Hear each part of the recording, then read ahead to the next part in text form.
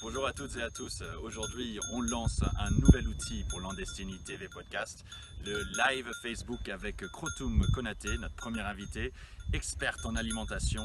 Elle est consultante en alimentation saine, durable, ancienne directrice de l'Institut technique de l'agriculture biologique et de l'Institut de l'alimentation biologique. Et Krotoum nous accompagne dans une discussion sur comment s'alimenter de manière saine pendant le confinement. Sans plus attendre, Krotoum Konaté.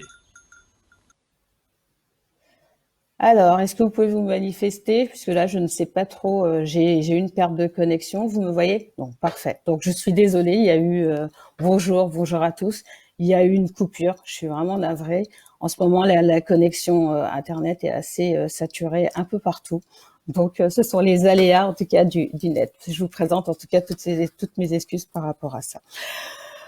Alors, je voulais aborder déjà un premier élément avec vous qui est, parce que bon, qui dit bien s'alimenter, il y a quand même un premier principe pour moi de base qui est incontournable, c'est d'abord de soutenir son immunité.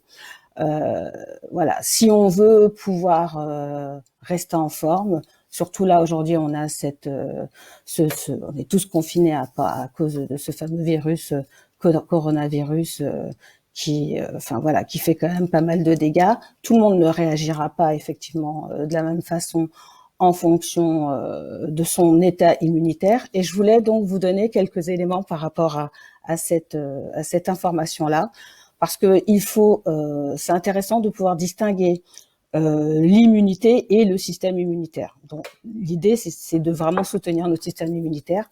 On sait que l'immunité, c'est vraiment cette capacité qu'a l'organisme à se défendre contre une agression. D'accord? Quand on parle d'une agression, ça peut être une infection, comme c'est le cas des personnes qui ont le corps qui est attaqué par un pathogène.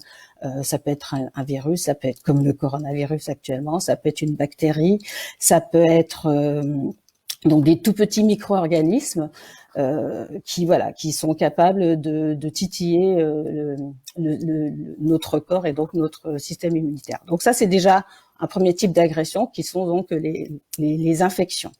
On a un deuxième type d'attaques qui sont des attaques chimiques. Donc quand on parle par exemple de résidus de pesticides que l'on peut trouver dans les aliments ou dans des polluants environnementaux, etc.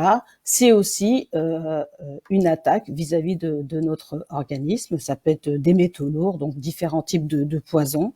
Et là, ça peut créer un dysfonctionnement au niveau du corps. Ensuite, on peut avoir des attaques qui sont, on va dire, plutôt mécaniques en quelque sorte. Ça va être des attaques au niveau de la peau. Notre peau, donc on peut avoir une piqûre, on peut avoir des brûlures, on peut avoir des frottements, etc., des chocs. Donc la peau va s'abîmer, ça peut être la peau ou les muqueuses d'ailleurs. Donc on parle souvent de protection mécanique par rapport à ça. Et puis on a notre immunité aussi, elle peut être titillée en interne quand on a des cellules qui décident de faire ce qu'elles veulent et puis donc de se développer à un autre rythme et donc elles ne sont plus contrôlées par notre organisme. Ça peut être le cas, donc, en tout cas, de cellules cancéreuses. Donc ça, c'est vraiment l'immunité avec cette capacité qu'a l'organisme à se défendre contre une agression. D'accord? Ensuite, on a vraiment le système immunitaire. Donc le système immunitaire, c'est vraiment un ensemble d'organes. Ces organes peuvent être justement la rate, les ganglions, les amygdales, le thymus, etc. Et ensemble, ils sont vraiment capables de mettre en place une stratégie pour mettre en place un mécanisme de défense, mais de manière globale. C'est ça le système immunitaire. Et ça, pour que ce système immunitaire fonctionne bien, il faut pouvoir en tout cas lui apporter tous les éléments pour qu'il puisse bien fonctionner. Sachant que pour le système immunitaire, ce qui est aussi important, c'est lorsque il doit être, ce qui est important, c'est qu'il fasse cette distinction entre le soi, ce qui vraiment appartient à mon corps, et le non-soi, ce qui ne fait pas partie de mon corps et qui peut être vu comme un pathogène, un ennemi, etc. à combattre. D'accord? Est-ce que c'est clair pour ça? Je vais pas aller plus loin sur la partie immunitaire, mais ce que je voulais dire, c'est que si on veut avoir une bonne protection efficace de notre organisme, il faut que à la fois notre immunité, notre système immunitaire soit effectif. Et donc, pour cela, il faut que on apporte ce dont notre organisme a besoin et donc répondre à des besoins vitaux. Et ces besoins vitaux, ben, ça va être très simple, c'est... Merci. Donc, est-ce que vous m'entendez toujours? Tout est bon pour l'instant? Allez-y, un petit commentaire. J'en profite pour voir.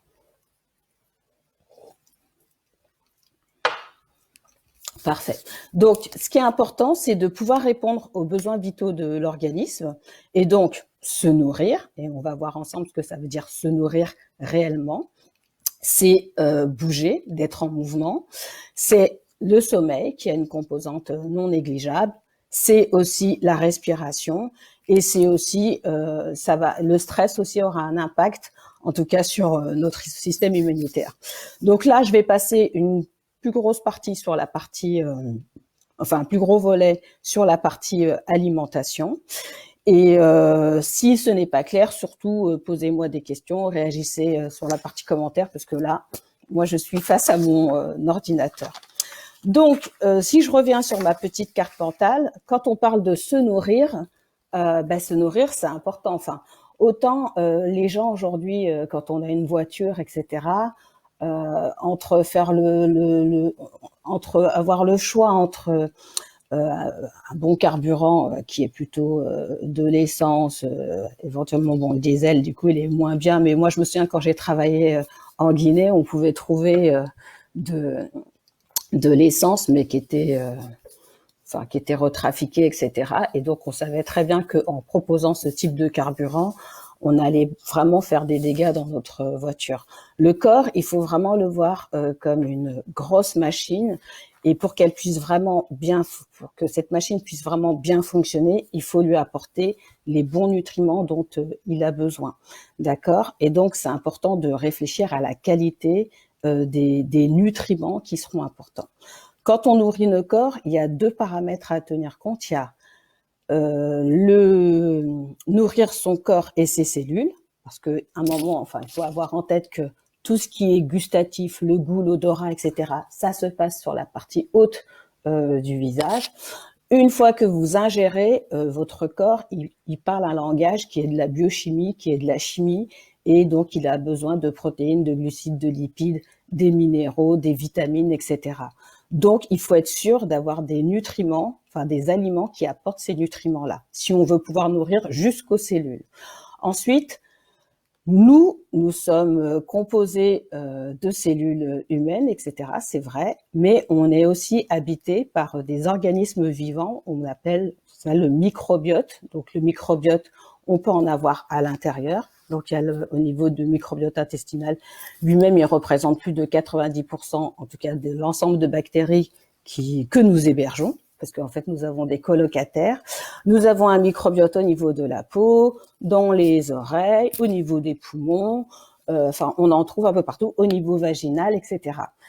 Et quand on parle de se nourrir, c'est aussi important de nourrir son microbiote intestinal. Sachant que ce microbiote, aujourd'hui, on sait qu'il héberge à plus de 70% le système immunitaire, donc ce que j'ai évoqué juste avant, qui est hyper important si on veut en tout cas pouvoir faire face à des maladies, à des pathogènes, et donc à réagir correctement lorsque l'on est attaqué.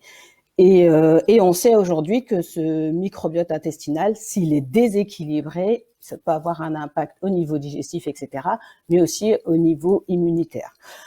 Quelques exemples de rôle de ce microbiote intestinal, c'est lui, par exemple, qui va nous permettre de digérer ces fameuses fibres, parce que si vous pensez que c'est nous-mêmes qui les digérons, non, vous vous trompez. Les fibres, quand on nous dit de consommer des fibres, etc., ce sont nos bactéries intestinales qui les digèrent. Et c'est elles qui nous rendent un service, elles les digèrent et en plus elles produisent un certain nombre de vitamines, notamment la vitamine K, B12, etc. Elles ont un rôle de barrière, de protection justement contre ces pathogènes. Elles hébergent donc ce fameux, c'est ce que je disais, elles hébergent le système immunitaire. elles nous permettent de mieux assimiler un certain nombre de nutriments, et puis on peut aller vraiment beaucoup plus loin et tout, mais l'idée n'est pas, si ça vous intéresse, je pourrais vous faire une vidéo sur le microbiote intestinal, mais c'est pas le cas, c'est pas le propos d'aujourd'hui, mais je voulais vous en faire excusez-moi, un petit écho, parce que c'est important. Donc, il faut nourrir nos cellules et il faut penser aussi à nourrir ce microbiote intestinal. Donc, pour pouvoir nourrir à la fois nos cellules et notre microbiote, à votre avis, de quel type d'aliments dont on a besoin? Je vous écoute, enfin, je vous laisse réagir. Bon, j'ai souvent l'habitude de poser des questions lorsque je suis en conférence. Là, c'est vrai qu'il peut y avoir un petit décalage, mais ça va être des aliments, des vrais aliments. Et ça, c'est important d'insister sur ce qu'on appelle des vrais aliments. Donc, ce sont des aliments qui seront bruts, ce que le vivant, ce que la nature nous propose. Donc, idéalement, des fruits et des légumes de saison. Évidemment, effectivement, aussi des protéines animales, et je reviendrai dessus. Il y a une composante qui est très importante, c'est que ce soit donc des aliments plutôt bruts ou peu transformés. Peu transformés veut donc dire de vraiment, quand par exemple je fais une ratatouille, je coupe mes légumes, mes courgettes, oignons, tomates, etc. Je cuisine, je fais une transformation qui reste légère. De dire de pas manger transformé, c'est une erreur, puisque le simple fait de cuisiner, c'est déjà de transformer. Par contre, dans l'univers de la transformation, on peut avoir différents degrés. Et là, on peut avoir des aliments qui sont ultra transformés. Il y a Anthony Fardet, qui est donc un chercheur en nutrition de l'INRA, qui a beaucoup mis en avant, c'est lui qui a permis en tout cas de démocratiser cette notion d'aliments ultra transformés.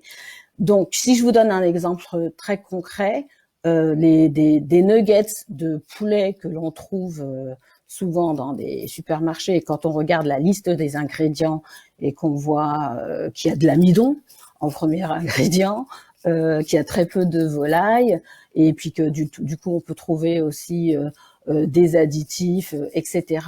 pour pouvoir fabriquer des nuggets, vous doutez bien que ce n'est pas un aliment simplement transformé, on est dans l'ultra-transformation. Si je prends le cas par exemple de la pomme en entier avec sa peau, etc., c'est un aliment brut. Si je la découpe en morceaux et que j'en fais une simple compote, ça va être juste sans sucre ou un tout petit peu sucré, ça va être un aliment transformé. Si de là, je fais par exemple, je prends ma pomme, je fais un jus de pomme, mais que je retire les fibres et tout, on est déjà dans un niveau de transformation un peu plus abouti. Et là, ce qui est un peu dommage, c'est qu'on a retiré les fibres de la pomme, etc. Donc, on a plutôt beaucoup de fructose, de sucre apporté, et on perd énormément de vitamines et minéraux qui étaient intégrés dans les fibres. Et si je vais plus loin et je sors le fructose de cette pomme, là, je suis carrément dans l'ultra-transformation. Vous vous rendez bien compte que manger une pomme, ça peut vous rassasier. Boire un jus de pomme, c'est peut-être 3-4 pommes. En temps normal, vous allez difficilement manger 4 pommes. Et même ne serait-ce qu'une cuillerée à soupe ou à café de fructose, imaginez la quantité de pommes pour pouvoir extraire ce fructose. Donc, c'est important en tout cas de rester sur des aliments qui sont peu transformés. Voilà, donc ça, c'est le premier élément que je voulais vous donner. C'était de manger de saison.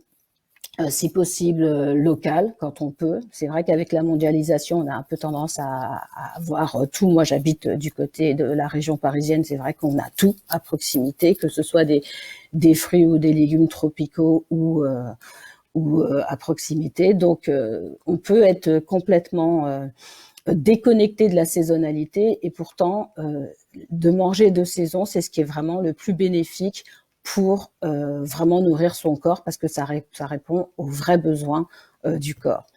Donc, si possible local, et ensuite, si possible, des aliments qui contiennent pas, ou alors très très peu, de résidus de pesticides. Donc, si on peut aller sur des aliments plutôt bio, ou alors si vous connaissez des agriculteurs, ou en tout cas des personnes qui proposent des aliments qui ne sont pas traités, ce sera mieux. Petite parenthèse, les pesticides donc sont vus comme des perturbateurs au niveau du corps, ce sont des corps étrangers, Et quand il ne sait pas gérer le corps, ce qu'il fait quand il n'arrive pas à éliminer, il encapsule ces résidus de pesticides dans des cellules graisseuses. Et donc, ça peut contribuer à faire grossir, tout simplement, quoi. Donc, c'est aussi, c'est un paramètre qui est non négligeable à tenir compte. C'est aussi important de manger coloré. Vous n'avez pas besoin d'être un expert de savoir est-ce que c'est riche en vitamines, en minéraux, est-ce que j'ai des bêta-carotènes, de la chlorophylle, etc. et tout. L'alimentation doit être intuitive et un repère tout simple, c'est d'avoir de la couleur dans son assiette. Différents types d'aliments, différents types de légumes, etc. Je reviendrai un peu sur les proportions après. Voilà, dès que vous avez de la coloration, une assiette colorée, vous vous dites que vous faites du bien. Vous êtes sûr de pouvoir apporter les différents nutriments dont le corps a besoin. Est-ce que ça va toujours pour l'instant? Vous m'entendez toujours? Je vois pas trop de réactions. Alors peut-être qu'il faudrait que je regarde ma barre de défilé. Ok, donc je vous répondrai après aux questions par la suite. Je vois qu'il y en a quelques-unes qui arrivent et tout.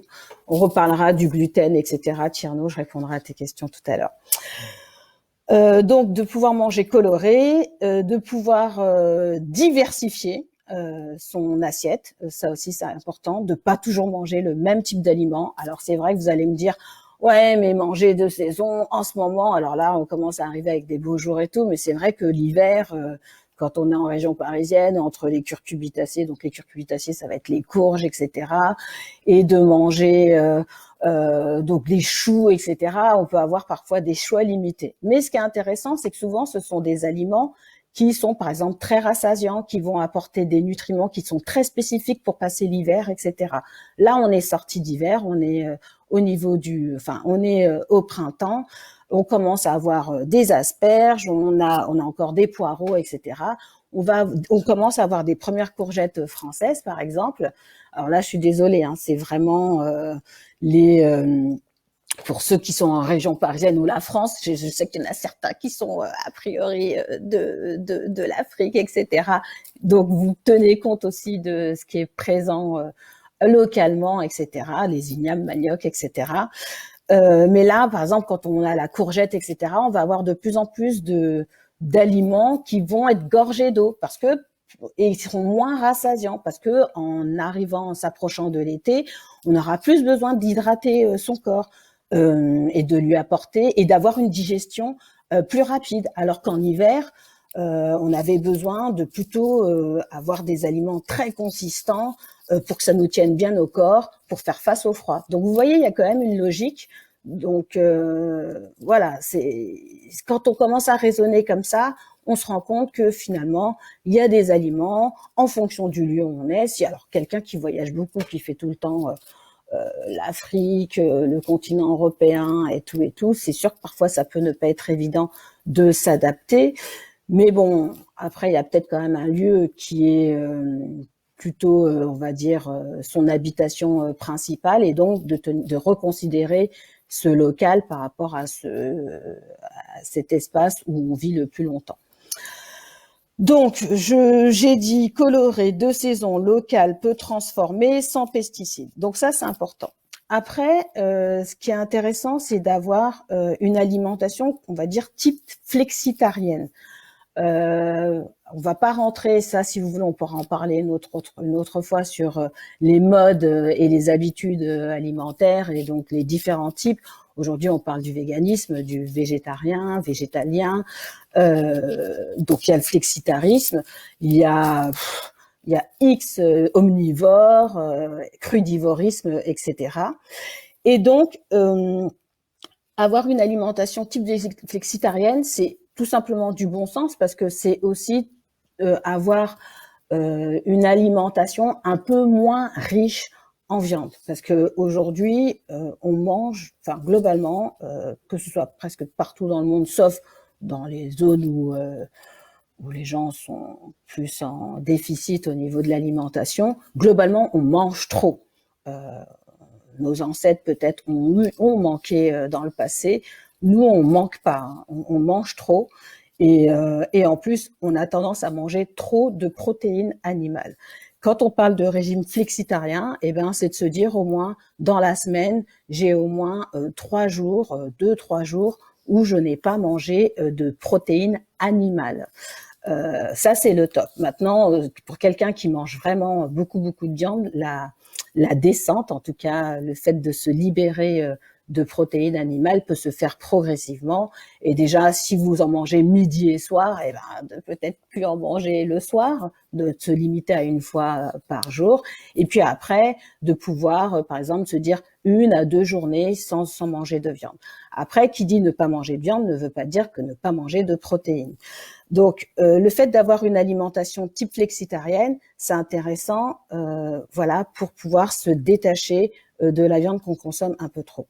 C'est aussi important d'avoir une alimentation où j'ai à peu près 80% de végétal dans mon apport, on va dire journalier.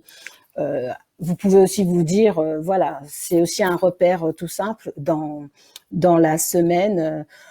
Si je mange vraiment équilibré et que j'ai à peu près à chaque fois eu dans mon assiette 80% de végétal et 20% donc de protéines animales, et si j'ai une journée où j'ai un peu plus fait d'excès, ben voilà, c'est pas grave quoi.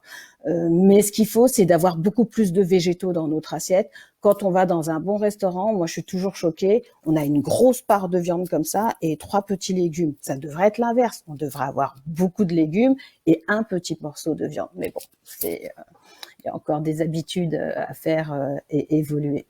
Alors, quels sont les risques de trop manger de viande ? De trop manger de viande, en fait, la viande en tant que telle, elle est bonne puisque la viande, donc comme dit Elvina, oui, ce sont des protéines animales. Le fromage, ça va être des protéines animales. Donc je réponds déjà à cette première question. Manger de la viande, c'est nécessaire. Ça va aider sur la construction, donc pour tout ce qui est muscles, les os, etc. Il y a un aspect structurel, et puis c'est aussi important pour la fabrication d'un certain nombre d'hormones, etc. Pour la fabrication des protéines, etc. Donc, c'est l'excès de viande qui n'est pas bien. Manger trop de viande, ça peut être pro-inflammatoire. J'ai d'ailleurs vu, il y avait une publi qui disait que si on donne trop de viande en plus à un enfant avant l'âge de 2 ans, il risque de développer de l'obésité plus tard, quoi. Donc, la viande en excès, c'est pro-inflammatoire. Ça peut fatiguer les reins. Ça peut faire quoi? Enfin, il y a des graisses saturées. Donc, les graisses saturées, les graisses en tant que telles, on en reparlera, sont très intéressantes. Mais trop de graisses, vous savez, les graisses saturées, ça va être des graisses, pour simplifier, qui sont solides. Quand on fait un steak, etc., si vous voyez la graisse qui sort de la poêle, quand elle refroidit, ça devient solide. Donc ça, ce sont des graisses saturées. Le beurre, c'est une graisse saturée. Le beurre a été longtemps décrié, mais le beurre reste intéressant parce qu'il apporte de la vitamine A, la vitamine E, etc. Donc c'est l'excès de viande qui est pas bon pour la santé et qui peut être délétère donc pour les reins, etc. et qui peut être pro-inflammatoire. Les enfants ont-ils besoin de manger de la viande? Alors forcément plus, pas nécessairement. Les enfants, oui, doivent manger de la viande parce qu'ils en ont besoin pour leur développement. Maintenant, rester sur des quantités qui restent raisonnables, c'est toujours bien. Un repère qui est très simple, c'est les apports des protéines. Alors peut-être que avant de vous donner ce repère, on a les protéines animales, donc qui viennent soit des viandes, de la volaille, du poisson, des produits laitiers, etc. Et on a des protéines aussi dans les végétaux, qu'on va retrouver dans les céréales complètes, dans les légumineuses, qu'on peut trouver aussi dans les noix, etc. Donc, le bon rapport qui est intéressant, c'est d'avoir, quand on apporte nos protéines, c'est d'avoir des protéines qui viennent 1/3 d'aliments animaux et 2/3 provenant de végétaux. Et là, après, c'est intéressant, c'est dans les protéines végétales, donc je vous ai dit les céréales, les légumes secs, etc. en contiennent. mais il vaut mieux que ce soit des céréales complètes avec les fibres, puisque c'est là que sont aussi logées une partie des acides aminés qui vont aider à la construction des protéines. Par contre, il est vrai qu'un certain nombre de végétaux n'ont pas tous les acides aminés pour pouvoir fabriquer correctement les protéines. On dit que pour certains des végétaux, ils sont limitants en acides aminés. Donc l'astuce, c'est d'associer, quand vous mangez plutôt végétarien, une céréale et une légumineuse au même repas ensemble. Vous les mangez. Et là, vous êtes sûr de ne pas avoir de carence. D'accord ? Ça, c'est hyper important parce qu'il y a des gens qui vont, par exemple, manger des lentilles le midi et puis le soir, ils vont manger, par exemple, du riz complet. En se disant, ben voilà, j'ai mangé et sans viande, pas de fromage ni rien. Et là, par contre, ils risquent d'être carencés en protéines parce que il faut associer ce type de végétaux ensemble pour pouvoir être sûr d'avoir des protéines et de nourrir son corps correctement avec l'ensemble des acides aminés. Est-ce que j'ai été claire sur cette partie-là? Alors, je vois que Françoise me demande pour le soja. Il y a des exceptions. Effectivement, le soja, alors il y a le soja, j'ai l'amarante, je crois qu'il y a le millet. Voilà, ce sont des protéines, enfin des végétaux qui vont apporter, qui seront complets, c'est-à-dire et le quinoa. Voilà, j'avais oublié le quinoa. Donc là, le fait de manger du quinoa ou du soja, on a l'ensemble des acides aminés et donc on aura l'apport des protéines en entier. Donc effectivement, vous avez compris, il y a des associations intelligentes et là, ce que tu dis, Yannick, c'est très bien. Riz, lentilles, super, ça va super bien ensemble. Quand on mange un couscous, qu'est-ce qu'il y a? C'est de la semoule de blé avec des lentilles, avec des pois chiches. Bingo, ça va super bien. Après, quand on va dans le royal, vous comprenez bien, du coup, en rajoutant les merguez, le poulet, etc., finalement, on rentre sur un plat qui est très protéiné, alors que les légumes en tant que tels, ça suffisait. Le fonio, je me pose la question. Là, Tierno, je regarderai. Je sais pas si c'est. Alors, ce qui est intéressant, c'est que ça reste une céréale qui n'a pas de gluten, etc., et qui est hyper intéressante, qui est très digeste. Par contre, je sais pas si il faudrait associer le fonio avec une légumineuse. Est-ce qu'on mange du fonio, par exemple, avec des haricots blancs, des trucs comme ça? Je sais pas. Là, je regarderai. Je me le note pour le fonio. Je sais pas si c'est une céréale qui est vraiment complète. Est-ce que c'est clair pour l'instant? Je reviendrai après sur les questions. Daouda, bonjour. Alors, pas possible de remplacer les bons apports. Alors, les bons apports de la viande par des protéines strictement végétales. Ben, si, c'est ce que je disais donc tout à l'heure. Il y a des gens qui ne consomment pas de viande et puis qui donc ont une alimentation purement végétarienne et ils se portent bien. Après, ce qu'il faut savoir, c'est vrai que dans les protéines animales, elles sont riches en fer, en zinc, en vitamine B12 et contiennent aussi ces fameuses graisses saturées, mais voilà. Et les protéines végétales, elles sont plutôt riches en vitamines du groupe B, de la vitamine C et surtout les fibres. Donc, le fait de faire 1/3 de protéines animales et 2/3 de protéines végétales dans nos apports, on est sûr du coup d'avoir de la vitamine B12 qu'on ne trouve pas dans les légumes, qui est très peu assimilée puisque c'est plutôt apporté par les produits animaux. On est sûr du coup d'avoir des fibres, d'avoir de la vitamine C, etc. Et du coup d'avoir vraiment à la fois des protéines, mais aussi des nutriments qui sont hyper rassasiants et qui seront intéressants pour le fonctionnement de notre corps. Je vais continuer parce qu'il y avait encore d'autres petites choses et puis après n'hésitez pas de compléter vos questions par la suite. Donc j'ai parlé des protéines. Après, ce qui est important, donc du coup je vous l'ai dit, c'est de manger des aliments qui sont riches en fibres. Riches en fibres, donc ça va être surtout des légumes, ça va être les céréales complètes, etc.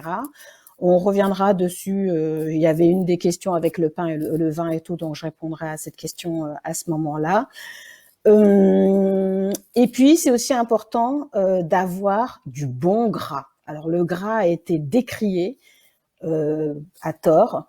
Le gras est hyper important pour la peau déjà, pour l'élasticité. Notre peau, hein, elle a une couche, on appelle ça une couche phospholipidique, etc. Toute cellule, etc., qui a une membrane, cette membrane, c'est vraiment une couche de gras, et le gras est vraiment important pour une meilleure perméabilité, ou en tout cas une meilleure gestion des nutriments, pour savoir ce qui va rentrer ou sortir de la cellule, etc. Donc le gras est important même pour notre cerveau, nos neurones, etc.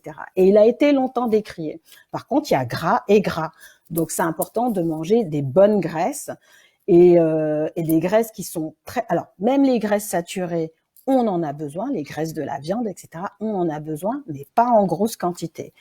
D'autres graisses qui sont hyper intéressantes, ce sont les fameuses graisses les fameuses oméga. Donc, on a les oméga 6 et les oméga 3. Et les oméga 3, notamment, sont très intéressants puisqu'ils ont des propriétés anti-inflammatoires. Les oméga 6 aussi, il y a une partie qui est vraiment intéressante, et puis il peut y avoir une autre partie qui l'est moins. Ce qui se passe aujourd'hui, alors, où trouver les oméga 3? On peut en trouver dans les poissons gras, saumon, tous les petits poissons gras, sardines, maquereaux, harengs, etc. Et puis, on va les trouver dans les noix, le lin, etc. Le colza, l'huile de colza, etc. Donc, c'est important. Je ne sais pas si vous consommez ce type d'huile.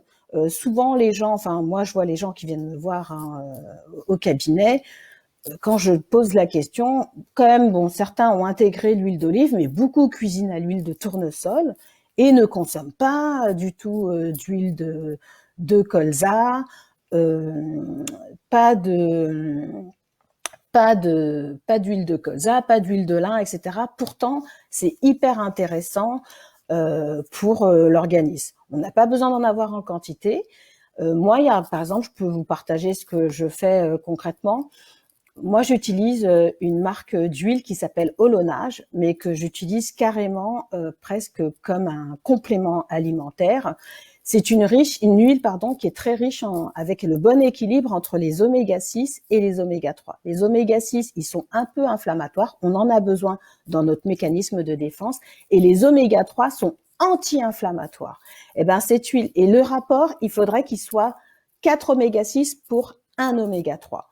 La façon de manger aujourd'hui fait qu'on a à peu près une vingtaine d'oméga 6 pour 1 oméga 3. Donc vous voyez bien que ça ne suffit pas. Donc, ce qui peut être intéressant, c'est de complémenter. Et moi, j'utilise cette huile-là, par exemple, Olonage, qui a un rapport oméga 6, oméga 3 qui est autour de 1,5-2. Et je prends ça le matin à jeun. Je prends une cuillère à soupe chaque matin. Je garde en bouche pendant 2 minutes. J'en salive bien et tout pour casser les molécules de graisse et de les rendre très facilement assimilables et du coup pouvoir utiliser rapidement mes oméga 3. Et je peux redire le nom, c'est Olonage. Je vais l'écrire H-O-L-O-N-A-G-E. Pas un seul N. Et vous verrez, vous tapez olonage.fr, c'est génial, quoi. Je ne gagne pas d'argent et tout. Enfin voilà, je partage avec vous ce que j'utilise et c'est vraiment super. Je vois une question qui avait, alors l'huile de colza, c'est bien. Tout le monde l'utilise pas. Mais l'huile de colza, oui, mais alors sur les huiles, restez sur première pression à froid. C'est hyper important aussi parce que dans les huiles, souvent les extractions se font avec des solvants chauffés à 200 degrés, etc. Donc là, je vous cache pas qu'on perd tous les nutriments. L'idée, c'est d'avoir une première pression à froid. On reste en dessous de 45 degrés. C'est vraiment pressé à froid et on récupère un maximum d'huile, etc. Et ça sera bénéfique pour votre peau, pour le fonctionnement de vos cellules, pour les échanges, pour votre cerveau, etc. Alors qu'une huile quelconque, d'ailleurs, ces huiles, notamment riches en oméga 3, elles se conservent au frais. Une fois que c'est ouvert, donc l'huile de colza, plutôt au frigo, si on est bien sur de la première pression à froid. Si c'est pas noté première pression à froid, pour moi, c'est moins intéressant. Et on est sur des huiles qui peuvent être moins intéressante d'un point de vue nutritionnel, et surtout ça ne se chauffe pas, parce que dans ce cas-là, ça devient des graisses trans, et là, du coup, ça devient toxique pour l'organisme. D'accord ?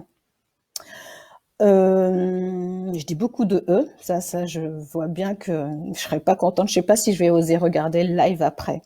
Donc, riche en fibres, les oméga 3, les poissons, première pression à froid, ça je l'ai dit. Donc les noix, le lin, enfin les graines de lin, graines de noix, etc. Enfin les noix, par exemple noix du Brésil, toutes ces choses-là sont aussi hyper intéressantes à consommer. Et donc ça va vous apporter du bon gras, ça apporte des fibres, etc. C'est très intéressant et ça ne fait pas grossir, on n'en mange pas trop. D'accord ? Alors, je regarde un peu les questions. Donc, non, je ne cuisine pas avec holonages. C'est trop précieux pour mettre ça dans mon saladier et que ce soit mon bol qui en profite. L'idée, c'est vraiment que je puisse en profiter et c'est pour ça que je prends cette cuillerée à soupe dans ma bouche et j'en salive et tout pour que ce soit bénéfique et pour que je puisse bénéficier en tout cas de tous les nutriments. D'accord ? Alors après, il y a aussi du coup, je sais pas si dans les questions je l'ai passé, mais ça va aussi être les aliments, on va dire probiotiques, prébiotiques. Donc probiotiques, souvent vous entendez parler des probiotiques et des prébiotiques. Les probiotiques, ce sont les bactéries, ça va être quelque chose de vivant et tout. Donc ça va être, on peut avoir des compléments alimentaires, donc les probiotiques qu'on peut acheter ou en pharmacie ou dans les magasins spécialisés et tout. Donc là, c'est d'ingérer carrément des bactéries comme ça en sachet. Moi, je trouve pas ça intéressant. Ou alors, on a vraiment aussi donc des probiotiques, des aliments qui vont nous apporter naturellement des probiotiques. Tout ce qui est aliments fermentés contiennent des probiotiques, donc des bactéries. En manger une toute petite quantité, ça peut être intéressant. En prendre trop, je suis pas certaine, en tout cas, que ce soit bénéfique pour la santé. Il y a des gens qui prennent souvent du kéfir, etc., à outrance. Ça peut quand même perturber le microbiote intestinal. En toute petite quantité, pourquoi pas. Et puis les prébiotiques, en fait, ce sont les fibres qui vont nourrir les bactéries. Donc voilà, quand vous entendez probiotiques, prébiotiques, c'est ça. Donc, d'avoir quelques aliments qui sont un peu riches en probiotiques, un fromage au lait cru, à pâte dure, etc., va nous apporter des bactéries. Et donc, c'est aussi un aliment probiotique. Et ça devient aussi intéressant pour notre microbiote et donc pour notre santé. Alors après, il y avait une dernière information, 2 informations que je voulais vous donner. C'était notamment à quel moment manger ces protéines. Enfin, c'est plus intéressant finalement de consommer des protéines le matin et le midi. Est-ce que là, alors, avant d'aller plus loin, quel type d'aliments fermentés je recommande ? Tout type, hein, ça peut être, vous pouvez prendre des carottes, hein, etc., que vous avez fait fermenter en mettant un peu de vinaigre, c'est du sucre ou du sel qu'on met ? Je crois que c'est du sucre. Et de l'eau, on laisse quelques jours. Je pourrais vous retrouver des recettes. Hein. C'est très facile, vous tapez sur les réseaux sociaux.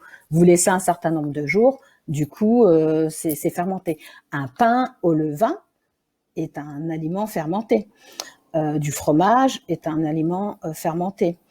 Donc, les légumes, on peut les faire fermenter. Un yaourt, c'est un aliment fermenté. Après, tout dépend quel type de yaourt. Moi, je trouve plus intéressant un yaourt au lait cru que un yaourt avec du lait, fait avec du lait pasteurisé, puisque du coup, on a retiré un certain nombre de bactéries qui étaient intéressantes. Ils ont tué les pas bonnes, voilà, mais aussi les moins bonnes. Pour quel type des noms de fromage ? Eh ben, alors là, je vais répondre à une question que j'avais vue passer. Dans les fromages, on a des fromages qui peuvent être à pâte dure, du type comté, ça peut être des tomes de brebis, etc. Des fromages très affinés, moi je les trouve très intéressants parce ils vont nourrir aussi le microbiote. Et après, on peut avoir effectivement des fromages qui sont plus frais, fromage de chèvre, brebis, etc., eux, en général, sont plus riches en lactose. Donc, le lactose est un sucre rapide. Donc, pour certains, ça dépend en fait du digestif de la personne. Pour certains, ça va très bien passer et d'autres vont ballonner. Et souvent, ils ne ballonneront pas avec des fromages à pâte dure, etc. Mais plus un fromage est affiné, plus un fromage est vieux, plus il devient intéressant parce qu'il ne contient plus de lactose et il est enrichi en bactéries intéressantes pour le digestif. D'accord ? Alors, je voulais redire, donc, c'est de consommer aussi donc les protéines le matin. Souvent, les gens, au petit déjeuner, ils vont manger, peut-être pas tous, c'est peut-être pas votre cas à vous, mais voilà, il y a des enfants qui mangent des céréales complètes, des céréales, pas forcément, même si elles peuvent être complètes, mais c'est des céréales soufflées, des pétales, etc. Ça c'est un apport de sucre massif au niveau de l'organisme et puis même pas 2 heures après on peut avoir très faim, même si on va nous dire que ce sont des céréales complètes. Alors en plus si ça a été pris avec du lait, etc., on a du lactose, on a un shoot de sucre. Le fait de manger des protéines le matin, donc par exemple de prendre des œufs ou de prendre des galettes je sais pas, de quinoa, de manger salé, même une tranche de jambon pour ceux qui veulent, ou de manger de la sardine, maquereau, de prendre, alors là c'est pas des protéines, mais de prendre de l'avocat, etc., peut être vraiment bénéfique parce que non seulement ça va être rassasiant, ça va vous apporter les bonnes on va dire les bonnes protéines qui sont intéressantes pour fabriquer de la dopamine et de la sérotonine qui vont permettre d'activer la motivation, d'être de bonne humeur, etc. Et ça, c'est plus intéressant, en tout cas le matin, que en fin de journée. En fin de journée, vous avez plus besoin de vous détendre et tout, donc pas besoin d'aller prendre des shoots de viande le soir, etc. Donc, si vous n'y arrivez pas, allez-y progressivement. Essayez de manger des œufs ou faites-vous des galettes avec du sarrasin, des œufs, etc. Il y a des recettes en ce moment qui circulent, des bananes écrasées. Enfin, on fait des espèces de crêpes de bananes avec des œufs. Donc, ça fait une espèce de pâte, ils mettent un peu de sucre et tout, et puis on fait des petites crêpes comme des petits blinis et tout. Du coup, c'est riche en protéines. Et ça va être hyper rassasiant. Et vous allez tenir le matin et vous n'allez pas craquer. Vous n'aurez pas ce fameux coup de barre vers 10h30, 11h, quoi. Donc ça, c'était aussi une petite astuce. Je pense avoir fait un peu le tour côté alimentation. Je sais qu'il y avait beaucoup de questions. Alors, j'essaye de les parcourir. Je vais regarder aussi un peu texto. Alors, les huiles, quelles sont les huiles pour la cuisson? Ça, c'était Astrid. Alors, en général, l'huile d'olive, tournesol, moi, j'aime pas trop, mais ça se cuit. Alors, l'huile de coco. Là, il y a eu des polémiques par rapport à ça, mais l'huile de coco reste intéressante parce qu'elle contient des fameux acides gras à chaîne courte, etc. Donc intéressant pour le microbiote intestinal. En plus, elle a un point de fusion assez élevé, donc pas de problème pour la cuire. L'huile d'olive, je trouve c'est un incontournable, vraiment super pour la cuisson, pour les salades, etc. J'ai pas compris la question. Ah oui, qu'est-ce que je pense du soja? Le soja, oui, mais pas en grosse quantité, parce que le soja contient des phytoestrogènes et c'est moins bien recommandé. Enfin, il faut faire attention, notamment avec les jeunes. On a eu tendance à trop leur en donner. Et donc, on voit certains jeunes qui dit phytoestrogène, donc voilà, ce sont des hormones, ça va agir sur notre système hormonal, etc. On peut trouver des jeunes qui se retrouvent avec des poussées des hommes, avec limite un peu des poitrines, etc. Donc, on sait que c'est polémique. En petite quantité, pourquoi pas. Mais le problème, c'est quand il y a des personnes qui se sont dit, je vais arrêter la viande et je vais plutôt aller sur des protéines végétales. Du coup, ils consommaient du soja, par exemple, du yaourt de soja, galette de soja, lait de soja, etc. Dans la journée ou dans la semaine, ça fait beaucoup trop. Donc là aussi, diversifier. Ça peut être, si on veut prendre des laits végétaux, il y a des laits d'amandes, etc. Mais pas manger soja, quoi. Moi, je suis pas forcément contre. mais il faut que ça reste des petites quantités. Et je pense que c'est aussi plus intéressant d'aller sur des aliments de soja type fermenté, je crois qui contiendra moins ces aliments, ces substances antinutritionnelles que du soja, des briques de soja comme ça quelconques. Qu'est-ce qu'il y avait? Est-ce que donc quelqu'un qui est allergique aux œufs, par quoi remplacer? Après, il y a d'autres types de protéines, hein, donc ça peut être les petits poissons gras le matin. Ce qui arrive, moi ça m'arrive de le faire de temps en temps, de manger sardines, maquereaux avec de l'avocat, etc. C'est une alternative du fromage. Ça reste aussi une alternative aux œufs. Ça peut être du coup aussi ceux qui arrivent à manger, pourquoi pas de se faire des galettes de quinoa. C'est aussi une alternative intéressante. Alors, je regarde les légumes picards. Qu'est-ce que j'en pense? Tant qu'on reste sur, par exemple, le haricot vert, les petits pois, etc., qui sont bruts et surgelés, c'est sûr que le top, c'est mieux frais, mais bon, enfin, on est dans un monde moderne, on n'a pas tous le temps et franchement, ça rend service d'avoir des aliments surgelés. On perd une partie des nutriments, mais bon, on perd pas tout, donc ça reste intéressant. Si je décale le repas du midi, alors j'ai pas compris la question de Stéphanie, dans le sens c'est est-ce que tu ne manges pas le matin et que tu manges directement le midi? Il y a des gens qui ne prennent pas de petit déjeuner. Alors là, on rentre il y a ce qu'on appelle le fameux jeûne intermittent ou le fasting. Certaines personnes, effectivement, ne mangent pas le petit déjeuner ou alors vont manger très tôt en soirée et ne vont pas vraiment dîner. Je peux vous donner rapidement mon avis sur le jeûne intermittent. Moi, je trouve que c'est une stratégie intéressante. Alors, c'est peut-être pas valable pour tout le monde, mais c'est une stratégie intéressante pour pouvoir moins manger. Comme je vous l'ai dit tout à l'heure, on mange trop. Donc, du coup, il faut chercher à réduire son apport alimentaire. Et une des stratégies, c'est de faire du jeûne intermittent. Donc, il y a certains qui ne prennent pas de petit déjeuner ou d'autres qui ne dînent pas. Le principe, c'est de ne pas manger sur une période de 16h, 20h et de manger sur une période de 8h à peu près. Donc, si, par exemple, je décide de prendre un petit déjeuner, je vais prendre mon petit déjeuner à 8h, je vais déjeuner, je peux prendre un bon gros goûter et peut-être à 18h, j'arrête de manger et je reprendrai mon petit déjeuner le lendemain. Ou alors, je peux ne pas prendre de petit déjeuner, je vais déjeuner, je vais prendre un goûter éventuellement, je peux dîner. Par contre, je ne prendrai pas de petit déjeuner. Après, il y a des études qui ont montré que le fait de manger, on n'est pas obligé de faire le jeûne intermittent, mais de se dire, si j'essaye de manger sur une fourchette de 10 heures à peu près, et donc 14 heures à peu près, je ne mange pas, ça fonctionne bien. Et là, on peut faire en sorte d'avoir son petit déjeuner, son déjeuner et un dîner, mais on dîne en fait assez tôt. Par exemple, on va dîner vers 18h30, 19h. En Suisse, il y en a qui font comme ça. Hein. Donc après, chacun le voit en fonction de ses conditions sociales, enfin enfant, pas enfant, etc. Enfin, chacun le voit en fonction de son métabolisme et de son rythme de vie. Alors, les aliments qui font du bien pour le soir. Effectivement, je vous ai dit que c'était intéressant de limiter les protéines animales, en tout cas le soir.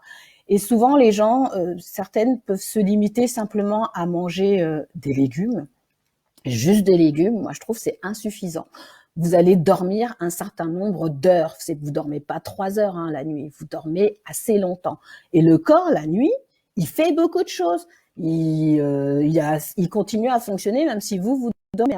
Donc il y a le foie qui va travailler, il y a les intestins qui vont bosser, ça va bosser à tous les niveaux. Le cerveau va être en agitation énorme et le cerveau, il faut le nourrir aussi, quoi. Donc c'est important de manger aussi des glucides.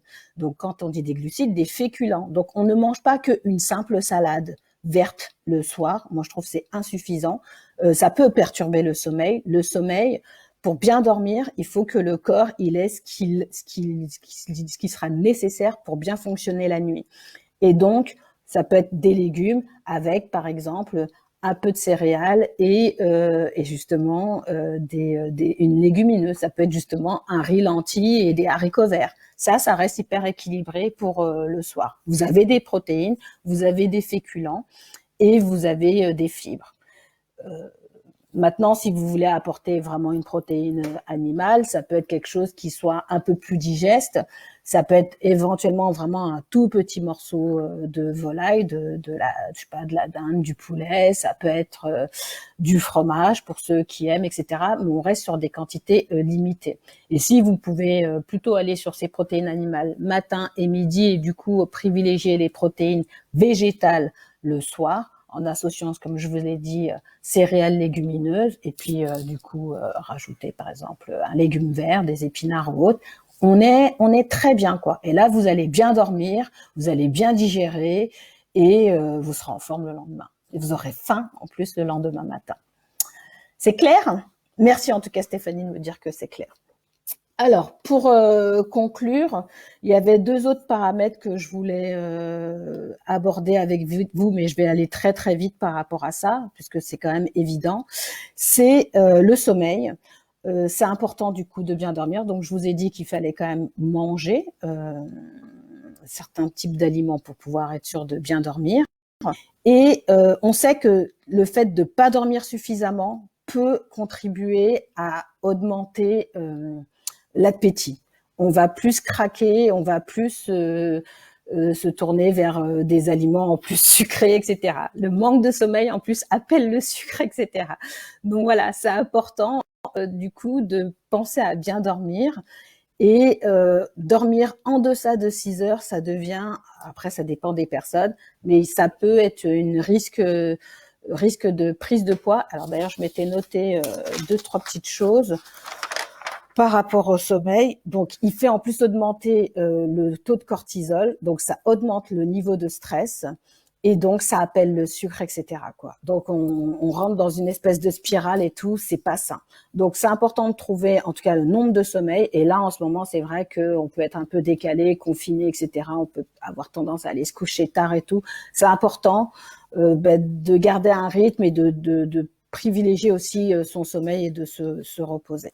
Donc, il y avait ça que je voulais dire parce que le sommeil va impacter sur votre qualité d'alimentation. Et puis, c'est aussi important de respirer.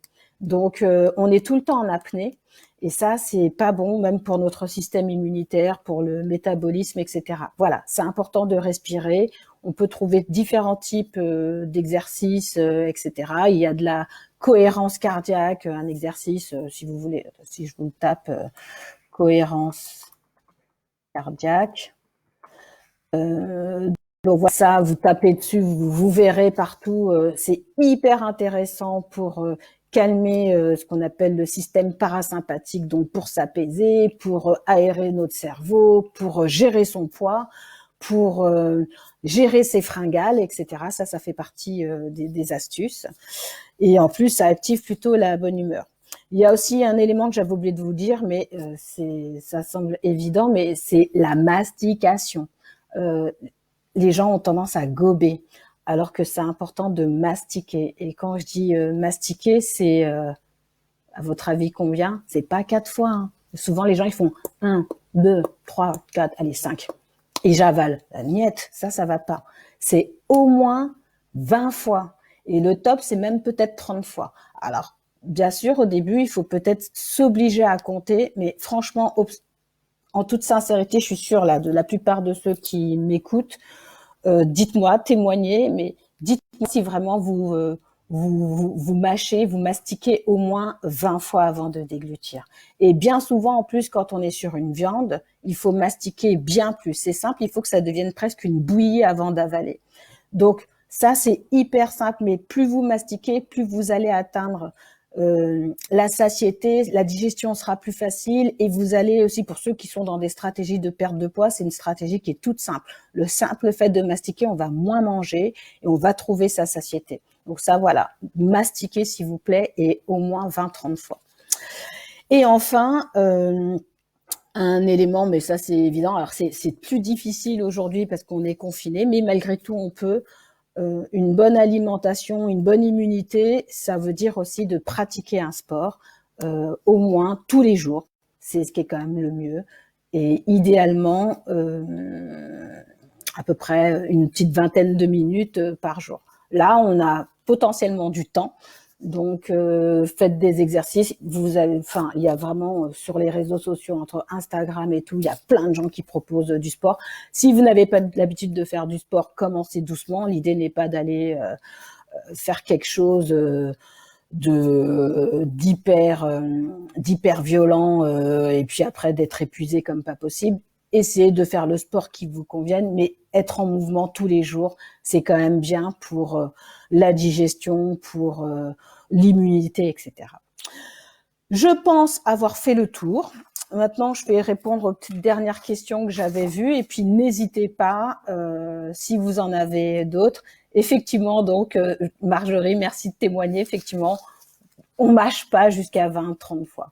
Alors moi, 3 fois max, ouais.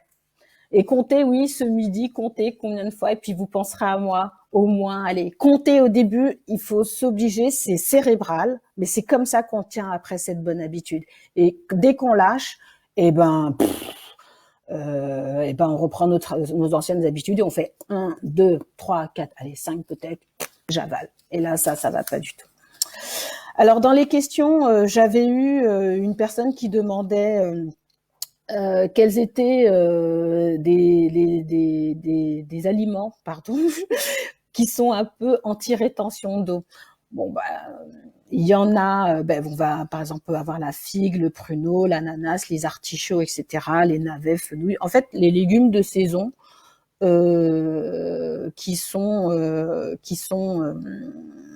c'est aussi qui ont des stratégies en fait pour lutter contre la rétention d'eau. C'est simple en fait par rapport à la rétention d'eau. Si vous mangez des légumes riches en fibres avec des céréales riches en fibres, etc., franchement, vous ferez pas de rétention. Après, dans la rétention, il y a cette histoire de mouvement, etc. C'est de comprendre pourquoi votre métabolisme a tendance à fabriquer beaucoup d'eau. Donc, c'est un peu compliqué comme ça, mais insister un peu sur les protéines, les bonnes protéines végétales et puis des protéines animales. Alors, les aliments qui sont riches en vitamine D, on m'a demandé, surtout que là, on sort pas beaucoup. La vitamine D, c'est quelque chose que on fabrique nous-mêmes quand on a notre peau exposée au soleil. Et c'est vrai qu'on peut, globalement, on est souvent carencé en vitamine D.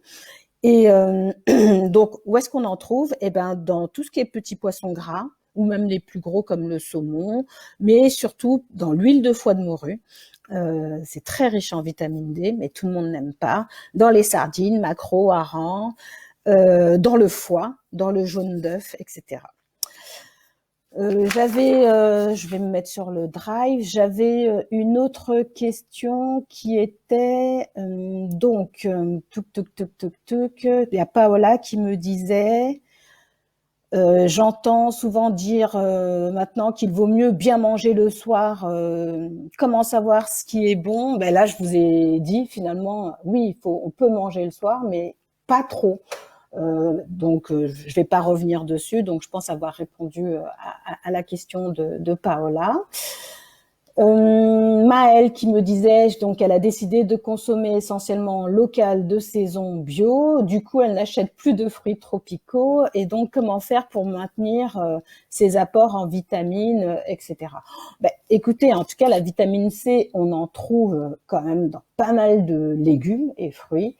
Le poivron, du persil frais, le chou, on en a en ce moment, cru, brocoli, du cresson, et chou rave, du chou cal, etc. Après voilà, ce sont des choix que de pas vouloir manger des fruits tropicaux. Je ne juge pas par rapport à ça, mais voilà, on peut trouver toutes les vitamines et tous les minéraux dans les fruits et les légumes qui sont présents localement. Après, j'ai Jérôme qui me disait que maintenant ils font de plus en plus leur pain. Ah oui, voilà, le fameux pain au levain, mais qu'il en mange beaucoup et qu'il a l'impression que du coup ça a dérangé sa flore intestinale. Effectivement, trop de pain, c'est donc le gluten. Le gluten, en tout cas, est une protéine qui peut titiller le digestif. Et pour certaines personnes qui ont une faiblesse immunitaire, il y a même pour certaines personnes qui ont carrément des maladies auto-immunes, je pense par exemple à la maladie, la thyroïdite d'Hashimoto, c'est une maladie au niveau de la thyroïde et tout. Souvent, on déconseille clairement de consommer du gluten. Donc là, par rapport à Jérôme et sa question, donc ce qui est intéressant, c'est qu'il mange du pain au levain. Le levain est plus intéressant que la levure. Pourquoi? Alors, il y a tout un mécanisme à comprendre. Quand on prend un pain, moi je trouve ça intéressant quand c'est un pain bio, à la farine au moins semi-complète ou complète, au levain. Parce que du coup, c'est vrai que quand ces céréales sont complètes, elles contiennent des fibres, mais elles contiennent aussi des substances qu'on appelle antinutritionnelles, qui sont, enfin des phytates, qui ont des propriétés antinutritionnelles parce qu'elles vont bloquer le calcium, le magnésium, etc. Et donc pas nous les rendre disponibles quand on fait du coup un pain avec de la levure. Alors que le levain, ce qui est magique, c'est que lui, il va neutraliser ces phytates et du coup, ça rend disponible le calcium, le magnésium et potassium, etc. Donc là, ça devient intéressant quand le pain est bio, au levain, farine semi-complète ou complète. Bio, pourquoi? Parce que on sait que les résidus de pesticides sont concentrés dans les fibres sur donc la partie extérieure, donc les pellicules, le son, etc. Donc si vous mangez un pain complet, vous accumulez les pesticides si la farine n'est pas bio. Donc moi je trouve que c'est plus intéressant quand c'est un pain bio complet au levain. Maintenant, manger trop de pain, ça peut être problématique. Donc là, ce qu'il faudrait, Jérôme, c'est de réduire et effectivement de faire du pain maison, c'est top, mais peut-être en manger moins ou en tout cas de plus petites quantités. Exposition. Alors il y a Claire qui me disait, compte tenu du confinement, existe-t-il des aliments bonne humeur? Oui, il y en a. C'est tous ceux qui vont favoriser la synthèse de neuromédiateurs, donc la sérotonine, la dopamine, la noradrénaline et tout. Donc ça, on va les trouver quand même dans les protéines animales un peu. Donc tout ce qui est volaille, poisson, les œufs, tout ce qui va être germe de blé, etc. Donc dans l'ananas, la banane est très intéressante. Tout ce qui est haricots, des légumineuses, etc., des pois chiches, les noix du Brésil, des pistaches, des asperges, des légumes. Il y a le chocolat, hein, franchement, vous le savez tous aussi. Voilà, tout ça, ça fait partie en tout cas des aliments qui donnent la pêche. Même le fenouil, le persil et tout. Persil, allez-y, mettez-en partout, coriandre, etc. Après, dans les autres questions, qu'est-ce que j'avais? Pratique sportive, donc je pratique du sport régulièrement, donc ça c'est Alexia, et donc elle assez intensément. Quel aliment pour favoriser la récupération et éviter l'inflammation? Ben, en fait, tout ce que je vous ai dit avant, hein, d'aller plutôt vers de consommer quand même les noix, des amandes, tout ce qui est riche en oméga 3, des poissons gras, des légumes, des légumineuses, des céréales, etc. Tout ça contribuera. Après, vous pouvez insister un peu plus sur les curcubitacées, donc tout ce qui est courges, etc. Tout ce qui est les petites courges. On en a moins maintenant, hein, puisqu'on sort de la saison, mais qui sont riches en vitamines A, C, etc. Des petites graines de courge. Ça peut être aussi des jus de betterave. J'avais vu une étude des sportifs qui prenaient 2 heures avant la course du jus de betterave et tout, avaient une capacité à une performance, alors c'est pas si élevé, mais de 3% qui était augmentée, et puis une bonne récupération. Il y a le choucal aussi qui est intéressant. Là, on va en avoir de plus en plus. Tout ce qui est source de vitamine C, les agrumes, etc. On est sur la faim. Les grenades, etc. Tout ça, ça contribue à améliorer les performances, à réduire l'inflammation. N'oubliez pas donc les huiles, les noix, etc. C'est super important. Haullonnage sera super intéressant pour vous. Et la haullonnage, le D d'ailleurs, l'huile d'olive, etc. Alors ensuite, la vitamine D, j'ai répondu. Le pain, j'ai répondu. Et la dernière question, pour les fromages, je l'avais aussi répondu. Donc, je pense avoir fait le tour. Je reviens sur l'espace Facebook pour savoir s'il y a d'autres questions. Alors, il y a Salimata qui me demande pour les femmes préménopause. Alors, si je commence à rentrer là-dedans, ça va être long. À la rigueur, si vous pouvez, mettez-moi des suggestions parce que voilà, je suis prête à faire maintenant d'autres événements en live. Donc, effectivement, pour la ménopause, tout ce qui est syndrome prémenstruel et tout, surtout que j'ai beaucoup travaillé sur cette question-là, je le ferai avec grand plaisir. Souvent, en fait, pour la préménopause et tout, il faut aller sur des aliments qui sont anti-inflammatoires, donc réduire quand même la part protéines animales, plutôt insister sur les protéines végétales, etc., aller sur du bon gras et tout. Mais bon, je pourrais vraiment faire quelque chose autour du cycle féminin avec grand plaisir. Maintenant, j'attends vos suggestions. Donc il y a Françoise qui me demande si je recommande plutôt d'acheter le bio. Moi, je dis oui, c'est plus intéressant. Maintenant, vous faites au mieux. Il y a des agriculteurs aujourd'hui qui ne sont pas certifiés bio, mais on sait qu'ils travaillent correctement. Si vous savez que ce n'est pas traité, tant mieux. Après, quand on dit que bio peut coûter plus cher, ça dépend un petit peu plus, mais parce que c'est quand même le bon prix qui est rémunérateur pour l'agriculteur. Donc ça aussi, il faut. Moi, j'ai dirigé un institut de recherche pendant plus de 15 ans. Et voilà, je sais ce que c'est qu'être agriculteur et qu'il soit rémunéré correctement. On peut en tout cas après faire la part des choses. Tout ce qui va être plutôt manger frais, les légumes, pas de cuisson, etc. On sait par exemple tout ce qui va être céleri, etc. Sont des aliments qui peuvent être accumulés, en tout cas des pesticides et tout, donc plutôt les privilégier en bio. Si vous voulez, moi je me le note pour le retrouver.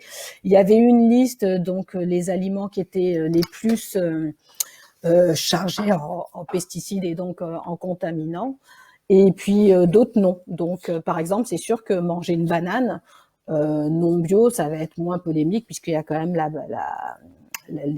peau qui protège. L'avocat, ça va être pareil.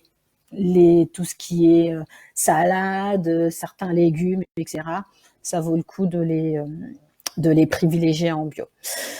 Alors, le panier bio, donc qui me dit, donc en ce moment, le panier bio livré à domicile, les prix flambent. Ouais, ça c'est vrai, ça c'est un souci. Aujourd'hui, j'ai vu que partout ça flambait. Tout ce qui est un peu plus de saison, on a un souci, c'est que les agriculteurs ont moins de main d'œuvre et du coup, on a une explosion au niveau des prix. Donc, essayez vraiment d'aller vraiment sur celui qui est le plus abondant. Il sera toujours un peu moins cher que le fruit ou le légume qui est d'exception ou qui commence à arriver. Donc ça, calez-vous sur les saisons. Alors là, les aliments à éviter en cas de mauvaise circulation du sang, tout ce qui va être trop chargé en graisse saturée, donc c'est sûr que de manger trop gras avec des protéines, par exemple la charcuterie, etc., sera néfaste. Tout ce qui est aliments frits, etc., ne sera pas bénéfique. Manger trop de pâtes raffinées, donc les pâtes blanches, parce que moi, je suis pas contre les pâtes, mais je trouve que c'est plus intéressant d'aller sur des pâtes semi-complètes ou complètes que les pâtes toutes blanches, quoi. Donc plutôt d'aller sur des pâtes semi-complètes. Et puis d'éviter ce qu'on appelle la junk food. Donc toutes ces calories vides ce sont donc des aliments qui vont nous apporter du gras, mais pas forcément le bon gras, mais aucun nutriment qui va réellement nourrir le corps. Donc là, j'ai dépassé plus d'1 heure. Je pensais pas être aussi bavarde. Je pense qu'on va clore ce premier événement. Donc j'ai vu qu'il y avait des suggestions pour des thèmes pour la prochaine fois. Donc je vais m'en insérer. Je vois en tout cas pour tout ce qui est cycle féminin, etc., nutrition. Moi, je m'étais dit que peut-être je pourrais aussi faire la prochaine sur le microbiote intestinal et pour vous montrer à quel point il est au cœur de tout et qu'un certain nombre de pathologies ou de problématiques ou de maladies chroniques comme l'obésité, le diabète, l'hypertension, etc., est corrélé avec un déséquilibre du microbiote. Donc voilà, je pourrais faire un petit topo dessus. Et donc pour clôturer, je vais en fait appeler Henri Landès, qui est donc le fondateur de la fondation Landestini, qui a suggéré de faire cet événement. Donc un grand merci Henri. Et voilà, c'était notre premier Facebook Live avec Krotoum Konaté, experte sur l'alimentation saine et durable. Nous avons parlé de comment nourrir son microbiote, comment équilibrer son alimentation, comment mastiquer 20 à 30 fois à chaque fois que nous mangeons. Toutes des choses importantes, pas juste pendant le confinement, mais de manière générale. Krotoum est notre experte sur la nutrition et l'alimentation dans notre comité qui permet à Champions de l'alimentation durable et biodiversité, notre projet avec les groupes scolaires, de porter des messages auprès des jeunes. Si vous êtes intéressé par ce projet, n'hésitez pas à aller sur notre site Champions de l'alimentation durable et de la biodiversité. Et nous vous remercions d'avoir suivi ce premier Facebook Live. À très bientôt pour les prochains.